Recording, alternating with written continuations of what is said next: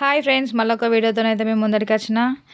32 జుట్లు గూడుండి ఒక దగ్గర పని జేత్తే గానీ 3 శిఖలు గూడుండయి అనే సామెత మీకు తెలుసు. 32 మొగోళ్ళు ఒక దగ్గర ఉండి పని జేత్తరు గానీ, ముగ్గురు ఆడోళ్ళు కలిసి ఒక ఇంట్లో ఉండి పని జేయలేరు. ముగ్గురు ఆడోళ్ళు కలిసి ఒక్కడ కూసొని ముచ్చట పెట్టిర్రంటే ఖచ్చితంగా 4 ఆడదాని గురించో, 4 కుటుంబం గురించో మాట్లాడుకుంటారు. మళ్ళా ఈ ముగ్గురిట్లల్లా భర్త వచ్చిండనో, పిల్లలొచ్చిండనో ఒకళ్ళు పోతే ఆ ఇద్దరు ఇంకొకళ్ళ టాపికే మాట్లాడుకుంటారు.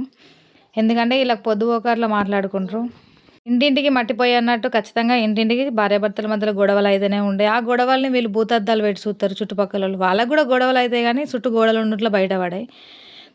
గొడవలు పెట్టుకుంటారు, తిట్టుకుంటారనంటే వాళ్ళ ఫైనాన్షియల్లీ ప్రాబ్లమ్స్ వాళ్ళకుంటాయి. పిల్లల విషయంలో, ఏదో విషయంలో మాట్లాడుకుంటూ కొంతమంది గొంతులు చిన్నగయితాయి, కొంతమంది గొంతులు పెద్దగయితాయి.